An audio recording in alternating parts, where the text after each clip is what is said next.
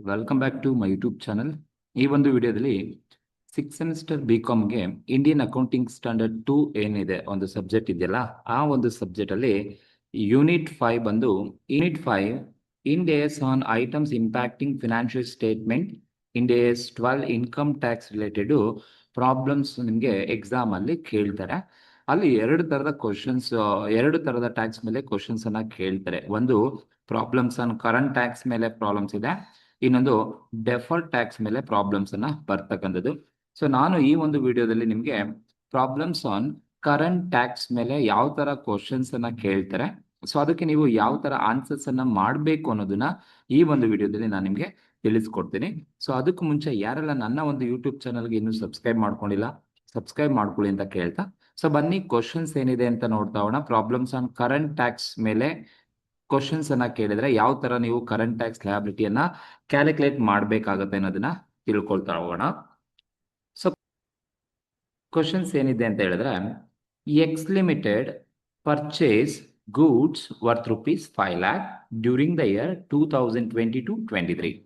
ನೋಡಿ, X limited goods ಅನ್ನ purchase ಮಾಡಿದೆ, 5 ಲಕ್ಷಕ್ಕೆ ಪರ್ಚೇಸ್ ಮಾಡಿದೆ. ಡ್ಯೂರಿಂಗ್ ದ ಇಯರ್ 2022-23 ನಲ್ಲಿ ಪರ್ಚೇಸ್ ಮಾಡಿದಾರಂತೆ. Which was sold completely for ₹7 lakh. ನೋಡಿ, ಅವ್ರು 5 ಲಕ್ಷಕ್ಕೆ ಪರ್ಚೇಸ್ ಮಾಡಿಬಿಟ್ಟು which was sold completely, so entire ಆ ಒಂದು ಗೂಡ್ಸ್ ಅನ್ನ ಸೇಲ್ ಮಾಡ್ತಾ ಇದ್ದಾರೆ. ಎಷ್ಟಕ್ಕೆ ಅಂದ್ರೆ ಫಾರ್ ₹7 lakh ಸೇಲ್ ಮಾಡ್ತಾ ಇದ್ದಾರೆ. ಈಗ ಎಕ್ಸ್ ಲಿಮಿಟೆಡ್ ಪರ್ಚೇಸ್ ಮಾಡೋದು 5 ಲಕ್ಷಕ್ಕೆ 22-23 ನಲ್ಲಿ. ಆ 5 ಲಕ್ಷದ ಗೂಡ್ಸ್ ಅನ್ನ ಫುಲ್ ಸೇಲ್ ಮಾಡ್ತಾ ಇದ್ದಾರೆ. ಎಷ್ಟಕ್ಕೆ ಸೇಲ್ ಮಾಡ್ತಾ ಇದ್ದಾರೆ ಅಂದ್ರೆ ₹7 lakh ಸೇಲ್ ಮಾಡ್ತಾ ಇದ್ದಾರೆ.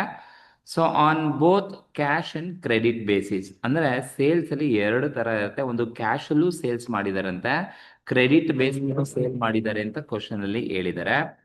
ಸೊ ಇಲ್ಲಿ the cash sales was ₹3 lakh and credit sales was ₹4 lakh. ಅಂದ್ರೆ 7 ಲಕ್ಷ ಏನ್ ಸೇಲ್ ಮಾಡಿದ್ದಾರೆ, ಅದರಲ್ಲಿ ಕ್ಯಾಶ್ ಸೇಲ್ಸ್ ₹3 lakh ಇದೆಯಂತೆ.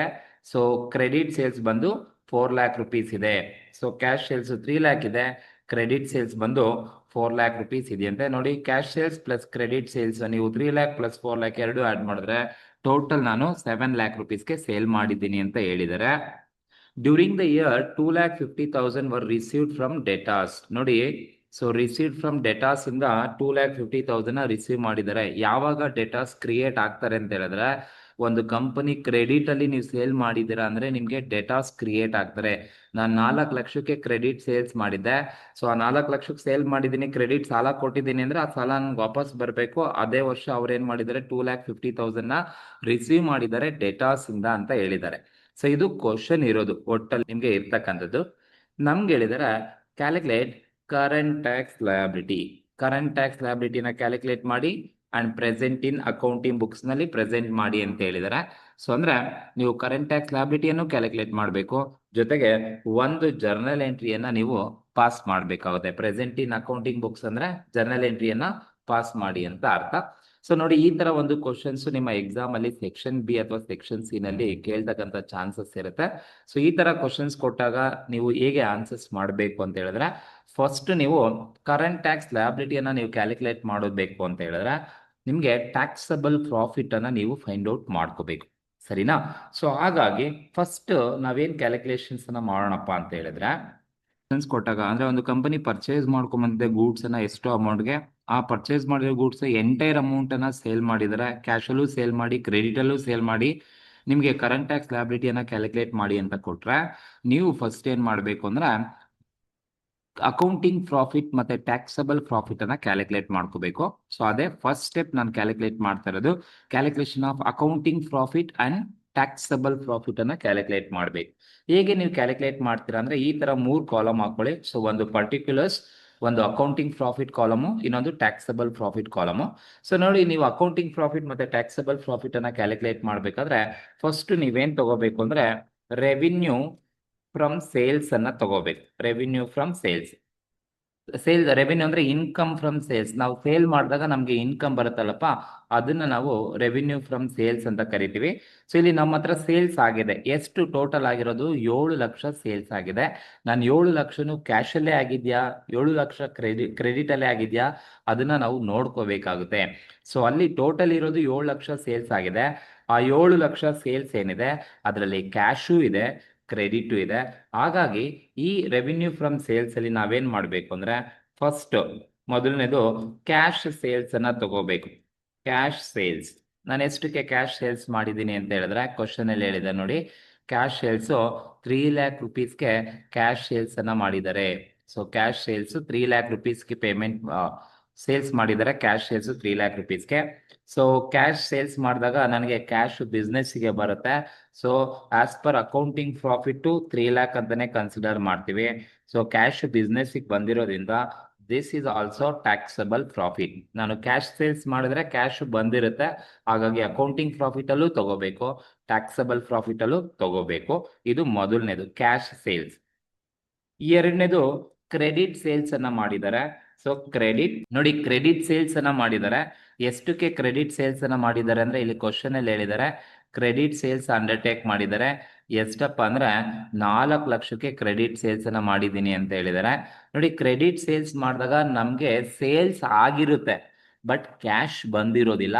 ಹಾಗಾಗಿ ನಮ್ಮ ಅಕೌಂಟಿಂಗ್ ಬುಕ್ಸ್ ನ ಪ್ರಕಾರ ನನಗೆ ರೆವಿನ್ಯೂ ಜನರೇಟ್ ಆಗಿದೆ.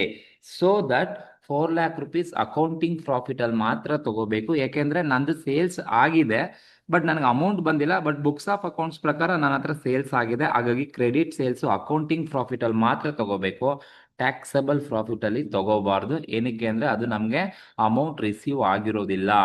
ಸೊ ಹಾಗಾಗಿ ಕ್ರೆಡಿಟ್ ಸೇಲ್ಸ್ ಅಕೌಂಟಿಂಗ್ ಪ್ರಾಫಿಟ್ ಅಲ್ಲಿ ಮಾತ್ರ ತಗೊಳ್ಳಿ, ಟ್ಯಾಕ್ಸಬಲ್ ಪ್ರಾಫಿಟ್ ಅಲ್ಲಿ ನೀವು ತಗೊಳಕ್ಕೆ ಹೋಗ್ಬೇಡಿ. ಇನ್ನ ಮೂರನೇದು ಕ್ವಶನ್ಸ್ ಇಲ್ಲಿ ಏನಿದೆಯಪ್ಪ ಅಂದ್ರೆ, cash received from datas. Cash receive from datas ಇಂದ ಕ್ಯಾಶ್ ಅನ್ನ ರಿಸೀವ್ ಮಾಡ್ಕೊಳ್ತಾ ಇದ್ದಾರೆ. ಡೇಟಾಸ್ ಇಂದ ಕ್ಯಾಶ್ ಅನ್ನ ರಿಸೀವ್ ಮಾಡ್ಕೊಂಡ್ರೆ ಅಕೌಂಟಿಂಗ್ ಪ್ರಾಫಿಟ್ ಅಲ್ಲಿ ನೀವು ತಗೋಬಾರ್ದು. ಏನಕ್ಕೆ ಅಕೌಂಟಿಂಗ್ ಪ್ರಾಫಿಟ್ ಅಲ್ಲಿ ನಾನು ತಗೊಳ್ಳಲ್ಲ ಅಂದ್ರೆ, ನೋಡಿ, ಡೇಟಾಸ್ ಯಾವಾಗ ಕ್ರಿಯೇಟ್ ಆಗಿರುತ್ತೆ ಅಂದ್ರೆ, ಕ್ರೆಡಿಟ್ ಸೇಲ್ಸ್ ಎಲ್ಲ ಮಾಡಿದಾಗ ಡೇಟಾಸ್ ಕ್ರಿಯೇಟ್ ಆಗಿರ್ತಾರೆ. ನಾನು ಕ್ರೆಡಿಟ್ ಸೇಲ್ಸ್ ಅನ್ನ ಅಕೌಂಟಿಂಗ್ ಪ್ರಾಫಿಟ್ ಅಲ್ಲಿ ತಗೊಂಡಿದ್ದೀನಿ, ಹಾಗಾಗಿ ಡೇಟಾಸ್ ಅನ್ನ ನಾನು ತಗೊಳ್ಳೋದಿಲ್ಲ. ಯಾಕೆಂದ್ರೆ ಡೇಟಾಸ್ ಬರೋದೇ ಕ್ರೆಡಿಟ್ ಸೇಲ್ಸ್ ಆದಾಗ, ಹಾಗಾಗಿ ಕ್ರೆಡಿಟ್ ಸೇಲ್ಸ್ ಅಲ್ಲಿ ಅವ್ರು ಇರ್ತಾರೆ. ಸೊ ನಾನು ಈ ಕ್ಯಾಶ್ ರಿಸೀವ್ ಫ್ರಮ್ ಡೇಟಾಸ್ ಏನಿದೆ, ಇವಾಗ ನಾನು ಕ್ರೆಡಿಟ್ ಸೇಲ್ಸ್ ಅಲ್ಲಿ ನಾನು ಸೇಲ್ ಮಾಡಿದ್ದೆ, ಅಕೌಂಟಿಂಗ್ ಪ್ರಾಫಿಟ್ ಅಲ್ಲಿ ತಗೊಂಡೆ, ಟ್ಯಾಕ್ಸಬಲ್ ಪ್ರಾಫಿಟ್ ಅಲ್ಲಿ ತಗೊಂಡಿಲ್ಲ. ಆ ಕ್ರೆಡಿಟ್ ಸೇಲ್ಸ್ ನನಗೆ ಡೇಟಾಸ್ ನನಗೆ ವಾಪಸ್ ಪೇಮೆಂಟ್ ಮಾಡ್ತಾ ಇದ್ದಾರೆ, ಅವಾಗ ನಾನು ಕ್ಯಾಶ್ ರಿಸೀವ್ ಮಾಡ್ಕೊಳ್ತಾ ಇದ್ದೀನಿ. So cash receive from datas ಅನ್ನ ಕೊಟ್ರೆ ಅಕೌಂಟಿಂಗ್ ಪ್ರಾಫಿಟ್ ಅಲ್ಲಿ ತಗೋಬೇಡಿ, ಸೀದಾ ನೀವೇನ್ ಮಾಡಿ ಅಂದ್ರೆ ಟ್ಯಾಕ್ಸಬಲ್ ಪ್ರಾಫಿಟ್ ಅಲ್ಲಿ ತಗೊಳ್ಳಿ. ಎಷ್ಟಪ್ಪ ಅಂದ್ರೆ 2,50,000 ಕ್ಯಾಶ್ ರಿಸೀವ್ ಫ್ರಮ್ ಡೇಟಾಸ್ ಇಂದ ಕ್ಯಾಶ್ ಅನ್ನ ರಿಸೀವ್ ಮಾಡ್ಕೊಳ್ತಾ ಇದ್ದೀನಿ ಅಂತ ಕ್ವಶನ್ ಅಲ್ಲಿ ಹೇಳಿದ್ದಾರೆ. ಸೊ ಇದನ್ನ ನೀವು ತಗೋಬೇಕಾಗುತ್ತೆ. ಸೊ ಏನಕ್ಕೆ ನಾನು ಇಲ್ಲಿ ಕ್ರೆಡಿಟ್ ಸೇಲ್ಸ್ ಅಕೌಂಟಿಂಗ್ ಪ್ರಾಫಿಟ್ ಅಲ್ಲಿ ಇದ್ರೆ, ಅದಕ್ಕೆ ಆಪೋಸಿಟ್ ಡೇಟಾಸ್ ಟ್ಯಾಕ್ಸಬಲ್ ಪ್ರಾಫಿಟ್ ಅಲ್ಲಿ ಬರುತ್ತೆ. ಸೊ ಯಾವಾಗ ಡೇಟಾಸ್ ಕ್ರಿಯೇಟ್ ಆಗ್ತಾರೆ ಅಂದ್ರೆ, ಕ್ರೆಡಿಟ್ ಸೇಲ್ಸ್ ಮಾಡಿದ್ರೆ ಮಾತ್ರನೇ ಡೇಟಾಸ್ ಕ್ರಿಯೇಟ್ ಆಗ್ತಕ್ಕಂಥದ್ದು.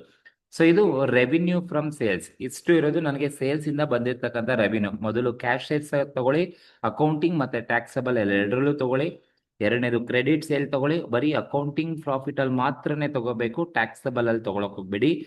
ಇನ್ಯಾವುದೇ ಡೇಟಾಸ್ ಇಂದ ನೀವು ಎಷ್ಟೇ ಅಮೌಂಟ್ ರಿಸೀವ್ ಮಾಡ್ಕೊಳ್ಳಿ, ಡೈರೆಕ್ಟ್ ಆಗಿ ಟ್ಯಾಕ್ಸಬಲ್ ಪ್ರಾಫಿಟ್ ಅಲ್ಲೇ ನೀವು ತಗೋಬೇಕಾಗತ್ತೆ. ಸೊ ಇಷ್ಟು ರೆವಿನ್ಯೂ ಫ್ರಮ್ ಸೇಲ್ಸ್ ಅಲ್ಲಿ ಬರ್ತಕ್ಕಂಥದ್ದು. ಈ ಎಲ್ಲಾ ಸೇಲ್ಸ್ ಅಲ್ಲಿ ನೀವೇನ್ ಮಾಡಿ ಅಂದ್ರೆ, ಏನ್ ಲೆಸ್ ಮಾಡ್ಬೇಕಪ್ಪ ಅಂದ್ರೆ, ಪರ್ಚೇಸಸ್ ಅನ್ನ ನೀವು ಲೆಸ್ ಮಾಡಬೇಕು. ಯಾಕೆಂದ್ರೆ ಅವನು ಗೂಡ್ಸ್ ಅನ್ನ ಅವನು ಪರ್ಚೇಸ್ ಮಾಡಿದಾರಲ್ಲಪ್ಪ, ಎಷ್ಟಕ್ಕೆ ಪರ್ಚೇಸ್ ಮಾಡಿದ್ದಾರೆ ಅಂದ್ರೆ 5 ಲಕ್ಷಕ್ಕೆ ಪರ್ಚೇಸ್ ಮಾಡ್ಕೊಂಡ್ ಬಂದಿದ್ದೀನಿ ಅಂತ ಕ್ವಶನ್ ಅಲ್ಲಿ ಅವರೇ ಹೇಳಿದ್ದಾರೆ. ಪರ್ಚೇಸ್ ಮಾಡಿದಾಗ ನನಗೆ ಎಕ್ಸ್ಪೆನ್ಸಸ್ ಆಗುತ್ತೆ, ಹಾಗಾಗಿ ನಾನು ಪರ್ಚೇಸ್ 5 ಲ್ಯಾಕ್ ರುಪೀಸ್ ಅನ್ನ ಲೆಸ್ ಮಾಡಬೇಕು. ಸೊ 5 ಲ್ಯಾಕ್ ರುಪೀಸ್ ಎರಡು ಕಾಲಮ್ ಅಲ್ಲಿ ತಗೊಳ್ಳಿ, ಟ್ಯಾಕ್ಸಬಲ್ ಪ್ರಾಫಿಟ್ ಅಲ್ಲೂ ತಗೊಳ್ಳಿ, ಅಕೌಂಟಿಂಗ್ ಪ್ರಾಫಿಟ್ ಅಲ್ಲೂ ನೀವು ಲೆಸ್ ಮಾಡ್ಕೋಬೇಕು. ಸೊ ಈಗ ನೀವು ಈ ರೆವಿನ್ಯೂ ಫ್ರಮ್ ಸೇಲ್ಸ್ ಅಲ್ಲಿ ಪರ್ಚೇಸಸ್ ಅನ್ನ ನೀವು ಲೆಸ್ ಮಾಡಿದಾಗ ನಿಮಗೆ ಬರ್ತಕ್ಕಂಥದ್ದೇ ಪ್ರಾಫಿಟ್ ಬಿಫೋರ್ ಟ್ಯಾಕ್ಸ್ ಅಂತ ಕರಿತೀವಿ. PBT, ಪ್ರಾಫಿಟ್ ಬಿಫೋರ್ ಟ್ಯಾಕ್ಸ್ ಅಂತ ನಾವು ಟ್ರೀಟ್ ಮಾಡ್ತೀವಿ. ಸೊ ಈಗ 3 + 4 7 lakh ಅಲ್ಲಿ 5 lakh ಹೋದ್ರೆ ಅಕೌಂಟಿಂಗ್ ಪ್ರಾಫಿಟ್ 2 lakh rupees ಬರುತ್ತೆ. ನೆಕ್ಸ್ಟ್ ಇಲ್ಲಿ ಬಂದ್ರೆ 3 + 2.5 ಅಂದ್ರೆ 5,50,000 ಅಲ್ಲಿ 5 lakh ಹೋದ್ರೆ ಈ ಕಡೆ 3 lakh ಅಲ್ಲಿ 2 lakh 3 lakh + 2 lakh 55 lakh 15 ಅಲ್ಲಿ 5 lakh ಹೋದ್ರೆ ನಿಮ್ಗೆ 50,000 ಬರುತ್ತೆ. ಇದು ಟ್ಯಾಕ್ಸಬಲ್ ಪ್ರಾಫಿಟ್ ಅಂತ ಕರಿತೀವಿ. ಸೊ ಈಗ ನೀವೇನ್ ಮಾಡಿ ಅಂದ್ರೆ ಟ್ಯಾಕ್ಸಬಲ್ ಪ್ರಾಫಿಟ್ ಮತ್ತೆ ಅಕೌಂಟಿಂಗ್ ಪ್ರಾಫಿಟ್ ಅನ್ನ ನೀವು ಕ್ಯಾಲ್ಕುಲೇಟ್ ಮಾಡ್ಕೊಂಡಾದ್ಮೇಲೆ ಈಗ ನೀವು ಕ್ಯಾಲ್ಕುಲೇಷನ್ಸ್ ಅನ್ನ ಮಾಡ್ಬೋದು. ಸೊ ಈಗ ನೀವು ಕರೆಂಟ್ ಟ್ಯಾಕ್ಸ್ ಲ್ಯಾಬಿಲಿಟಿಯನ್ನ ಕ್ಯಾಲ್ಕುಲೇಟ್ ಮಾಡೋಕೆ ಹೇಳಿದ್ರೆ ನಾವು ಕರೆಂಟ್ ಟ್ಯಾಕ್ಸ್ ಲ್ಯಾಬಿಲಿಟಿಯನ್ನ ಕ್ಯಾಲ್ಕುಲೇಷನ್ಸ್ ಅನ್ನ ಮಾಡಬಹುದು. ಸೊ ಏನ್ ಹೇಳುತ್ತಪ್ಪ ಕರೆಂಟ್ ಟ್ಯಾಕ್ಸ್ ಲ್ಯಾಬಿಲಿಟಿ ಅಂತ ಹೇಳಿದ್ರೆ formula current tax liability equals taxable profit into tax rate. Taxable profit into tax rate ಮಾಡಿದ್ರೆ ನಿಮಗೆ ಕರೆಂಟ್ ಟ್ಯಾಕ್ಸ್ ಲ್ಯಾಬಿಲಿಟಿ ಸಿಗುತ್ತೆ. So current tax liability equals taxable profit ಎಷ್ಟಿದೆ ಅಂದ್ರೆ ನಾವೇ ಫೈಂಡ್ ಔಟ್ ಮಾಡಿದೀವಿ 50,000 ಬರುತ್ತೆ. ಅಕೌಂಟಿಂಗ್ ಪ್ರಾಫಿಟ್ ಎಲ್ಲೂ ತಗೋಬೇಡಿ, ಟ್ಯಾಕ್ಸಬಲ್ ಪ್ರಾಫಿಟ್ ಬರುತ್ತೆ 50,000. ಸೊ 50,000 ರೂಪಾಯಿ ಟ್ಯಾಕ್ಸಬಲ್ ಪ್ರಾಫಿಟ್ ಇದೆ 50,000 ಇಂಟು ಟ್ಯಾಕ್ಸ್ ರೇಟು ಕ್ವಶನ್ ಅಲ್ಲಿ ಕೊಟ್ಟಿದ್ರೆ ಅದೇ ತಗೊಳ್ಳಿ. ಕ್ವಶನ್ ಅಲ್ಲಿ ಟ್ಯಾಕ್ಸ್ ರೇಟ್ ಏನಾದ್ರು ಕೊಟ್ಟಿಲ್ಲ ಅಂತ ಹೇಳಿದ್ರೆ ಕ್ವಶನ್ ಅಲ್ಲಿ ಟ್ಯಾಕ್ಸ್ ರೇಟ್ ಕೊಟ್ಟಿಲ್ಲ ಅಂತ ಹೇಳಿದ್ರೆ 30% ಅನ್ನ ನೀವು ತಗೋಬೇಕಾಗತ್ತೆ. 30% ಅನ್ನ ನೀವು ತಗೋಬೇಕು. ಈಗ ನೀವೇನ್ ಮಾಡಿ ಅಂದ್ರೆ ಈಗ 50,000 ಮೇಲೆ 30% ಅನ್ನ ಮಾಡಿ 30% ಮಾಡಿದ್ರೆ ಕರೆಂಟ್ ಟ್ಯಾಕ್ಸ್ ಲ್ಯಾಬಿಲಿಟಿ ಈಕ್ವಲ್ಸ್ 50,000 ಮೇಲೆ 30% ಮಾಡಿದ್ರೆ ನಿಮ್ಗೆ 15,000 ಕರೆಂಟ್ ಟ್ಯಾಕ್ಸ್ ಲ್ಯಾಬಿಲಿಟಿ ನಿಮ್ಗೆ ಸಿಗುತ್ತೆ. ಸೊ ಇದು ಕರೆಂಟ್ ಟ್ಯಾಕ್ಸ್ ಲ್ಯಾಬಿಲಿಟಿಯನ್ನ ಕ್ಯಾಲ್ಕುಲೇಷನ್ಸ್ ಅನ್ನ ಮಾಡ್ಲಿಕ್ಕೆ ಹೇಳಿರ್ತಕ್ಕಂಥದ್ದು. ಸೊ ಇದು ನೀವು ಇಷ್ಟು ಮಾಡಬೇಕು. ಕರೆಂಟ್ ಟ್ಯಾಕ್ಸ್ ಲ್ಯಾಬಿಲಿಟಿಯನ್ನ ಮಾಡಬೇಕು ಅಂದ್ರೆ ನಿಮಗೆ ಟ್ಯಾಕ್ಸಬಲ್ ಪ್ರಾಫಿಟ್ ಬೇಕು. ಹಾಗಾಗಿ ನೀವು ಫಸ್ಟ್ ಟ್ಯಾಕ್ಸಬಲ್ ಪ್ರಾಫಿಟ್ ಅನ್ನ ಕ್ಯಾಲ್ಕುಲೇಟ್ ಮಾಡ್ಕೊಳ್ಳಿ.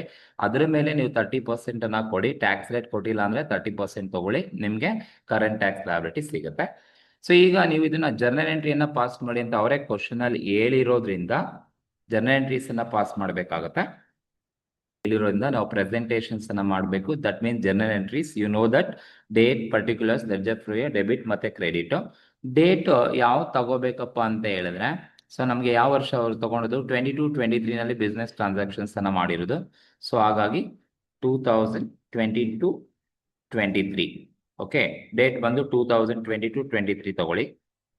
ಜರ್ನಲ್ ಎಂಟ್ರೀಸ್ ಏನ್ ಪಾಸ್ ಮಾಡ್ಬೇಕಪ್ಪ ಅಂತ ಹೇಳಿದ್ರೆ journal entries current tax expenses account, current tax expenses account debited to current tax liability account. This is common. ಇದೊಂದು ಕಾನ್ಸ್ಟೆಂಟ್ ಜರ್ನಲ್ ಎಂಟ್ರೀಸ್ ಇರುತ್ತೆ. Current tax expenses account debited to current tax liability account. ಎಷ್ಟಪ್ಪ amount ಅಂದ್ರೆ ನೀವೇ find out ಮಾಡಿದ್ರ. Current tax liability ಎಷ್ಟು 15,000 ಬಂದಿದೆಯಲ್ವಾ, 15,000 debit column ಅಲ್ಲೂ ತಗೊಳ್ಳಿ, 15,000 credit column ಅಲ್ಲೂ ತಗೊಳ್ಳಿ. ನರೇಶನ್ ನೀವು ಜನರಲ್ ಆಗಿ ಒಂದು ನರೇಶನ್ ಬರೀರಿ.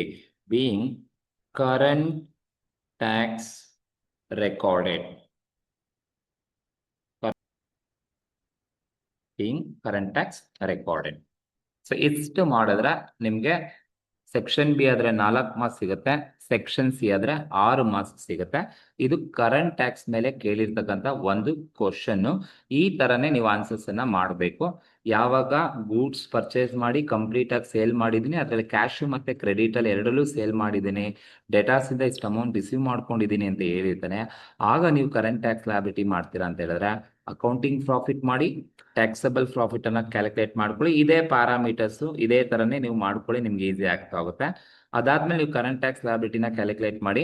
ನೋಡಿ, ಕರೆಂಟ್ ಟ್ಯಾಕ್ಸ್ ಲಯಬಿಲಿಟಿ ಯಾವಾಗಲೂ ಕೂಡ taxable profit into tax rate ಅನ್ನೇ ಮಾಡ್ಕೋಬೇಕು. Taxable profit into tax rate question ಕೊಟ್ಟಿದ್ರೆ ತಗೊಳ್ಳಿ, ಕೊಟ್ಟಿಲ್ಲ ಅಂದ್ರೆ 30% ತಗೊಳ್ಳಿ, ನಿಮ್ಗೆ ಕರೆಂಟ್ ಟ್ಯಾಕ್ಸ್ ಲಯಬಿಲಿಟಿ ಬರುತ್ತೆ. ಒಂದು ಜರ್ನಲ್ ಎಂಟ್ರೀಸ್ ಕಾಮನ್ ಆಗಿ ಬರೀರಿ. That is current tax expenses account debited to current tax liability account ಮಾಡಿದ್ರೆ ನಿಮ್ಗೆ ಪ್ರೆಸೆಂಟೇಷನ್ ಕೂಡ ಮುಗಿದೋಗುತ್ತೆ. ಸೊ ಇದು ಒಂದು ಕ್ವಶನ್ಗೆ ಇರ್ತಕ್ಕಂಥ ಆನ್ಸರ್. ಈ ಒಂದು ಆನ್ಸರ್ಸ್ ನಿಮ್ಗೆ ಇಷ್ಟ ಆಗಿದ್ರೆ ದಯವಿಟ್ಟು ಕಮೆಂಟ್ ಮಾಡಿ, ಶೇರ್ ಮಾಡಿ, ಲೈಕ್ ಮಾಡಿ. ಹಾಗೆ ನಿಮ್ಗೆ ಯಾವುದೆಲ್ಲ ಟಾಪಿಕ್ ಬೇಕೋ ಆ ಟಾಪಿಕ್ ಅನ್ನ ನನಗೆ ಕಮೆಂಟ್ ಮೂಲಕ ತಿಳಿಸಿ. Thank you.